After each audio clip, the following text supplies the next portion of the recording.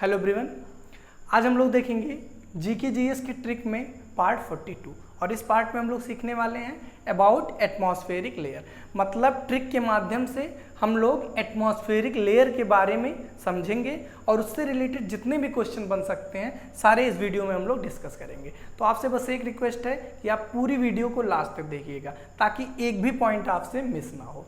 तो चलिए atmospheric layer के बारे में थोड़ी बहुत बातें जानते हैं, देन हम लोग पॉइंट्स को जानेंगे और फिर क्वेश्चन को हम लोग करेंगे। ठीक है ना, हर एक पॉइंट क्वेश्चन ही है, बशर्ते समझने की बात है उसको। तो देखिए एटमॉस्फेरिक लेयर की बात किया जाए तो देखिए ये अर्थ है, ठीक है, और ये सन है, ठीक है ना। नीचे अर्थ है और ऊपर क्या है, सन है। तो पृथ्वी और सूर्य के बीच में डिफरेंट लेयर पाई जाती हैं, उन्हीं को क्या बोलते हैं, एटमॉस्फेरिक लेयर बोलते हैं। और ये लेयर कितने टाइप की होती है, 5 टाइप की होती हैं। इनके नाम वगैरह अभी हम लोग ट्रिक के माध्यम से सीखेंगे, उसके लिए एकदम टेंशन फ्री रहिए। पहले हम लोग जानते हैं कुछ पॉइंट्स जो कि ज़्यादातर लोगों को नहीं पता होता क्योंकि निगलेक्ट कर दिया जाता है, ठीक है ना। पहले हम लोग उन पॉइंट्स के बारे में जानते हैं। देखिए एक टर्म है एयरोलॉजी, बात आता है एयरोलॉजी क्या होता है। तो एटमॉस्फेरिक लेयर की या फिर एटमॉस्फेरिक लेयर वायुमंडलीय परत की ऊपरी सतह के अध्ययन को, किसकी ऊपरी सतह के अध्ययन की अगर जो बात किया जाए, study of top most layer की बात किया जाए तो क्या बोलते हैं उसको, एयरोलॉजी बोलते हैं। बात आती है सर याद कैसे करें, तो ध्यान से देखो, अगर आप ध्यान से उठाइए केवल इतना वर्ड एयरो, और एयरो से आप कंपेयर करिए एरोप्लेन, तो एरोप्लेन कहाँ उड़ता है, बात आता है सर ऊपरी सतह पे, ठीक है ना। मतलब ऊपरी सतह पे नहीं कहेंगे, ऊपर उड़ता है। तो अगर ऊपरी सतह का अध्ययन बोले तो आप क्या समझोगे, एयरोलॉजी। बात करें सर मेट्रोलॉजी, तो मेट्रोलॉजी जो होता है ये ऊपरी सतह के अध्ययन को, ये निचली सतह के अध्ययन को, किसको, निचली सतह के अध्ययन को। तो study of lower most layer को क्या बोलते हैं, मेट्रोलॉजी। बात आती है सर याद कैसे हो, तो भाई मेट्रो कहाँ चलता है, नीचे चलता है ना, मतलब अर्थ पे चलता है ना। तो अगर निचली आए तो मेट्रोलॉजी, ऊपरी आए तो एयरोलॉजी। आई थिंक ये दोनों क्वेश्चन आपके क्लियर हो गए होंगे, कभी नहीं भूलेंगे। आगे की बात करें, देखिए अपने एटमॉस्फेयर में डिफरेंट गैसेस पाई जाती हैं और उनका कंपोजिशन होता है जो कि आपको ज़्यादातर लोगों को कंफ्यूज हो जाती है, तो उसको हम लोग समझेंगे बहुत अच्छे से। देखिए 4 टाइप की मेनली गैसेस पाई जाती हैं, ठीक है ना, मेनली की बात मैं कर रहा हूँ और इन्हीं को आपको याद भी करना है। देखिए सबसे ज़्यादा क्या पाई जाती है, नाइट्रोजन, इसका परसेंटेज कितना होता है, 78%। मामला क्लियर। आगे की बात करें, नाइट्रोजन, देन आपका पाया जाता है ऑक्सीजन, O2, O2 का परसेंटेज कितना होता है, 21%।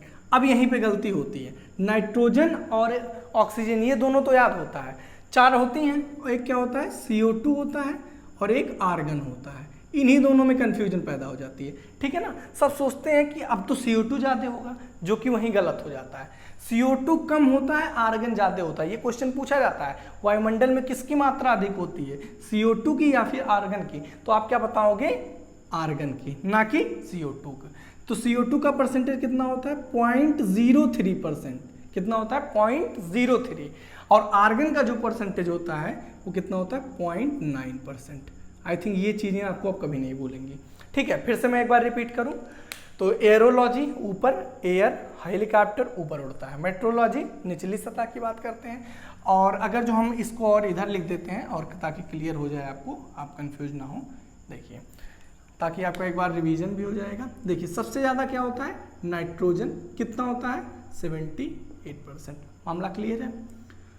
उसके बाद आपका O2 होगा, O2 कितना होता है, बताओ भाई, 21%, जस्ट मैंने अभी बताया।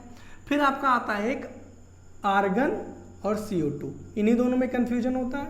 आर्गन जो होता है आपका वो होता है आपका 0.9% और जो CO2 होता है वो 0.03% होता है।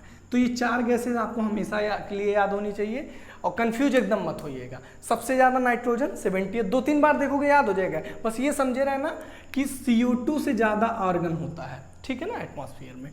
तो ये 1, 2, 3 पॉइंट आपके क्लियर हो गए और वो गैसेस के बारे में जान गए आप, ठीक है, ओके। अब चलिए ओजोन लेयर के बारे में पहले हम लोग बाद में समझेंगे, पहले हम लोग लेयर के बारे में याद करते हैं। तो 5 टाइप की लेयर होती हैं। उन लेयर का नाम क्या है, पहले मैं इंग्लिश में बात करूंगा, troposphere, stratosphere, mesosphere, ionosphere, exosphere. बात आती है सर याद कैसे करें। तो देखिए ट्रोपोस्फीयर को बोलते हैं क्षोभ मंडल, फिर स्ट्रेटोस्फीयर को बोलते हैं समताप मंडल, फिर मेसोस्फीयर को बोलते हैं मध्य मंडल, और उसके ऊपर आपका होता है आयनोस्फीयर जिसको बोलते हैं आयन मंडल, और देन बोलते हैं एक्सोस्फीयर मतलब वायुमंडल। बात आती है सर ये आप कैसे करें, ध्यान से समझिएगा। देखो पहली लेयर तो तुरंत याद हो जाएगी, 5 है, और 5 में 5 का बीचों बीच अगर मैं पूछूं तो क्या होगा, 5 का बीचों बीच तीसरा ही तो होगा भाई, 5 है टोटल लेयर, 1 2 3 4 5, इसका बीचों बीच में पूछो तो क्या तीसरा, और जैसा नाम उसी का तरह उसका काम भी है। तो देखो मध्य मंडल या फिर मेजो, मेजो मतलब मिड से आप कंपेयर करिए, हिंदी वाले भाई तो मध्य वाले तुरंत समझ जाएंगे, या फिर मेजो, मेजो को मिड से, तो बीच में जो लेयर होती है वो क्या होती है, मध्य मंडल होती है या फिर मेसोस्फीयर बोलते हैं। आई थिंक ये मामला क्लियर हो गया होगा, पहली लेयर का नाम याद हो गया। उसके बाद आपका आता है, उसके बाद आपका आता है, ध्यान से देखिए, उसके बाद आपका आता है आइनोस्फीयर और एक्सोस्फीयर। अब देखिए मेसोस्फीयर याद हो गया, मिड से मेसोस्फीयर एकदम बीच में होता है, नाम याद हो गया। अब बात करें एक्सोस्फीयर, तो देखिए एक्सो मतलब ई एक्स से कंपेयर करिए, मतलब एक्सटर्नल, मतलब सबसे बाहर की तरफ। सबसे बाहर क्या होता है, एक्सटर्नल। हिंदी को लिए तो कोई दिक्कत ही नहीं, बाय मतलब बाहर की तरफ, तो सबसे ऊपर या बाहर की तरफ क्या हो गया, एक्सोस्फीयर। ये भी क्लियर हो गया। तो 2 तो आपको सीधा सीधा मैं याद करा दिया, फिर 3 और बचा। सबसे नीचे होता है ट्रोपोस्फीयर, फिर स्ट्रेटोस्फीयर। आप 2 नाम याद कर लीजिए, मैं आपको टीएस नाम दे रहा हूँ, ठीक है ना, टीएस टीएस टीएस, 2 बार बोलो, 2-3 बार अपने आप नाम याद हो जाएगा। तो ध्यान से समझिए, ट्रोपोस्फीयर और इसका हिंदी का 2 नाम जरूर दिमाग में बैठा रहिए, कभी कभी कंफ्यूज कर देता है। इसी को क्षोभ मंडल भी बोलते हैं और इसी को संवहन मंडल भी बोलते हैं, ध्यान से दिमाग में बैठा लीजिए। ट्रोपोस्फीयर को क्षोभ मंडल भी बोलते हैं, संवहन मंडल बोलते हैं। तो ट्रोपोस्फीयर, क्षोभ मंडल और संवहन मंडल क्लियर हो गया। उसके ऊपर जाता है आपका स्ट्रेटोस्फीयर। स्ट्रेटोस्फीयर को क्या बोलते हैं हिंदी में, समताप मंडल बोलते हैं। तो टीएस से आप ये याद कर लेंगे, ट्रोपोस्फीयर, स्ट्रेटोस्फीयर, क्लियर हो गया। मेजो मैंने याद करा दिया, और एक्सो जब याद है तो आइनो तो आप ऐसे भी समझ सकते हैं, क्योंकि अभी हर एक लेयर में डिफरेंट काम होते हैं और उन्हीं कामों को एग्जाम में पूछा जाता है। वायुमंडल से रिलेटेड घटना किस में होती है, रेडियो तरंगे किस में होती है, उल्का पिंड कहाँ खत्म होते हैं, सारी चीजें अभी मैं आपको बता रहा हूँ, ठीक है ना। तो नाम आई थिंक आपको याद हो गया होगा।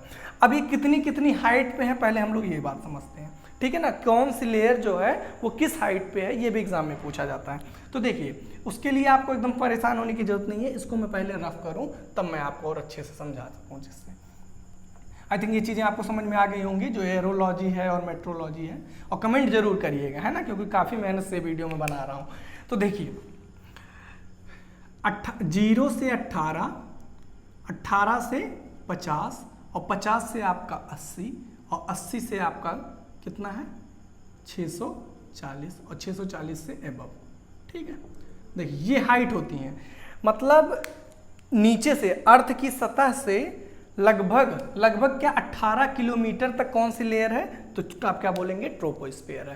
क्लियर, नाम मैंने पहले ही याद करा दिया, तो नाम के लिए एकदम कैसे याद करा है, टीएस, तो ट्रोपोस्फीयर, स्ट्रेटोस्फीयर, बीच में एकदम मेसोस्फीयर होता है, बाहर की तरफ एकदम एक्सोस्फीयर होता है, और एक और याद कर लो मेरे कहने पे, आइनोस्फीयर होता है, ठीक है ना।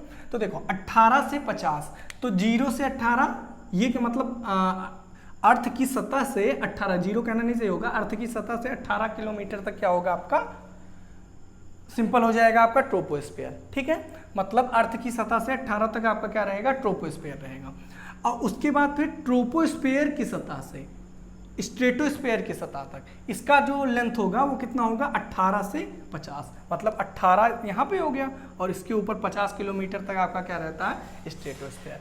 और स्ट्रेटोस्फीयर की सतह से और मेसोस्फीयर, मतलब इनकी टोटल जो लेंथ होगी वो कितनी होगी, 80, ठीक है ना। मतलब 50 से 80, इतना डिस्टेंस कितना होता है, इतना यहाँ तक 50, और उसके ऊपर 30 और जाओ तो मतलब 80, तो ये हो गया आपका यहाँ से यहाँ तक 80, ठीक है। उसके ऊपर की अगर जो बात करें तो 80 से आपका 640 कौन सा स्फीयर होगा, मतलब कौन सी लेयर होगी, तो आप क्या बोलोगे, आयनोस्फीयर या फिर आयन मंडल, ठीक है।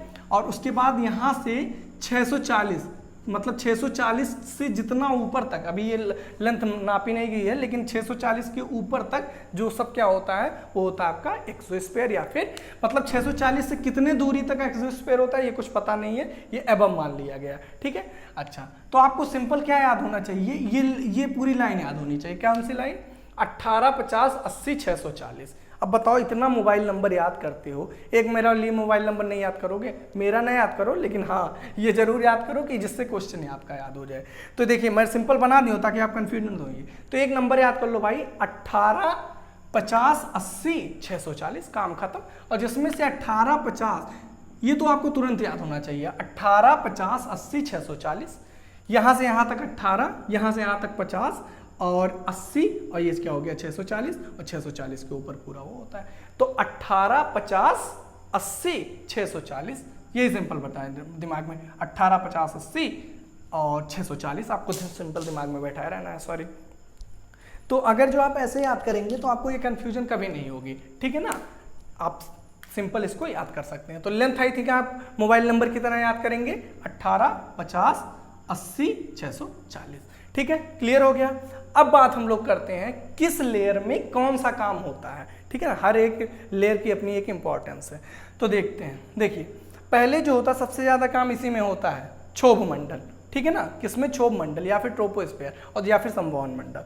देखो कौन कौन सा काम होता है, एक तो वायुमंडल से रिलेटेड घटनाएं होती हैं, जैसे वो पानी बरसना, ओला पड़ना या फिर बर्फ गिरना, ये सब सारी घटनाएं किस में होंगी? वायुमंडल से रिलेटेड, ठीक है ना, ये सब क्या किस में होती हैं? ट्रोपोस्फीयर में होती हैं। और सबसे ज्यादा घनत्व, ठीक है, किस लेयर में होता है? ट्रोपोस्फीयर में। जैसे जैसे ऊपर जाते जाते हैं हम लोग, वैसे वैसे घनत्व क्या होता है? कम होता जाता है, ठीक है ना। अच्छा, और ग्रीन हाउस इफेक्ट किस लेयर में देखा जाता है? तो वो ट्रोपोस्फीयर में देखा जाता है, ठीक है ना। ग्रीन हाउस इफेक्ट में एक वीडियो बनाया हूं, अगर आप नहीं देखे तो उसको देख लीजिएगा, इसी प्लेलिस्ट में होगा, ठीक है ना, जीएस की। तो यहाँ मैं नहीं बताऊंगा, नहीं तो काफ़ी बड़ा हो जाएगा वो कुछ ये पूरा वीडियो। तो सिंपल आपको 3 बातें याद रखनी है ट्रोपोस्फीयर से रिलेटेड, वो क्या है? वायुमंडल से रिलेटेड घटना, ग्रीन हाउस इफेक्ट इस लेयर में देखा जाता है, और सबसे ज़्यादा डेंसिटी जो होती है वो ट्रोपोस्फीयर में होती है। क्लियर? अच्छा, तो ये 3 बातें आप दिमाग में बैठाए रहिएगा। उसके ऊपर हम लोग आते हैं स्ट्रेटोस्फीयर या समताप मंडल। इसमें क्या वायु जो आपके हेलीकॉप्टर वगैरह उड़ते हैं वो इसलिए लेयर में उड़ते हैं, किसमें? स्ट्रेटोस्फीयर में, ठीक है ना। स्ट्रेटोस्फीयर या फिर जिसको समताप मंडल बोलते हैं, तो इस पे क्या होता है? वायुयान वगैरह उड़ते हैं। और ओजोन लेयर, बहुत इंपॉर्टेंट क्वेश्चन है, ओजोन लेयर स्ट्रेटोस्फीयर के जस्ट ऊपर पाई जाती है, ठीक है ना। देखिए मैं बना दिया हूँ।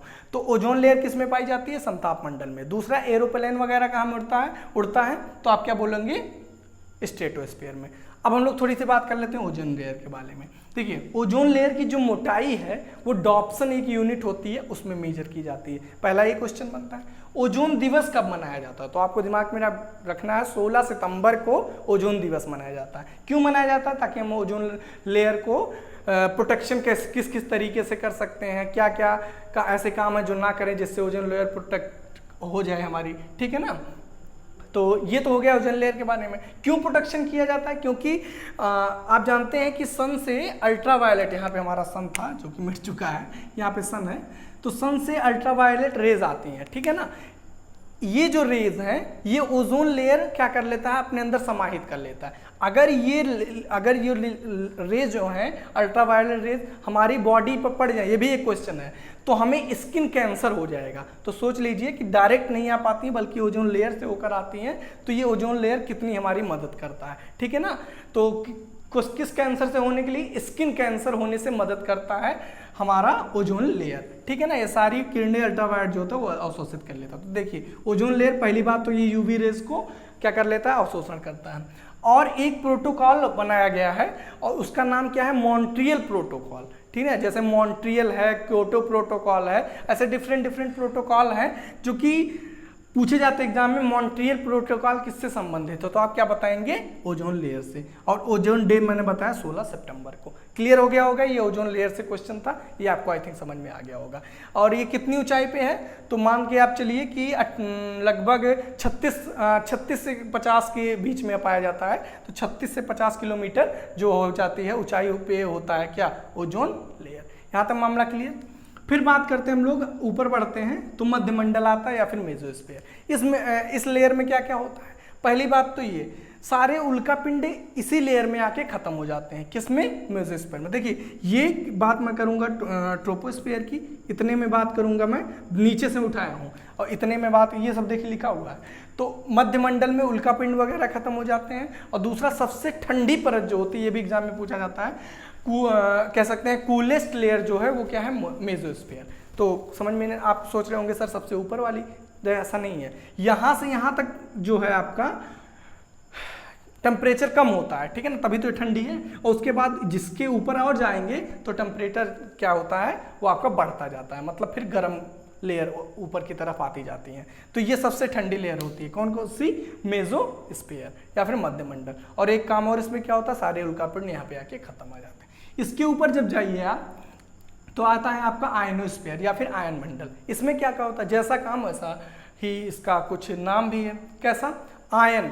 आयन मतलब क्या? आयन मतलब आप समझिए कि जैसे ऐसे दिमाग में बैठाइए कि रेडियो से क्या निकलती है? वेव निकलती है, और वेव डिफरेंट डिफरेंट आयन से मिलकर बनी होती है। तो बस काम हो गया। रेडियो तरंगे किस में ट्रेवल करती हैं? आयन स्फीयर में, आयनोस्फीयर में। तो रेडियो तरंगें जो होती हैं वो किस में होती हैं? आयन मंडल में। क्लियर? कैसे याद किया? मैंने बताया ना, रेडियो वेव है, वेव में डिफरेंट डिफरेंट आयन होते हैं, ऐसे याद कर लीजिए।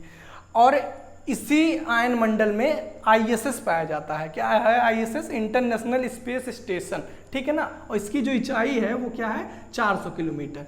तो ये पहला पूछा जाता है ISS किस में होता है, तो आप क्या बताएंगे? आयन मंडल में। ऊंचाई देखिए मैंने क्या कहा, 640 यहाँ तक होती है, लेकिन 400 पे ऊंचाई पे ही क्या पाया जाता है? ISS। ISS का मतलब इंटरनेशनल स्पेस स्टेशन। ये भी क्वेश्चन क्लियर हो गया।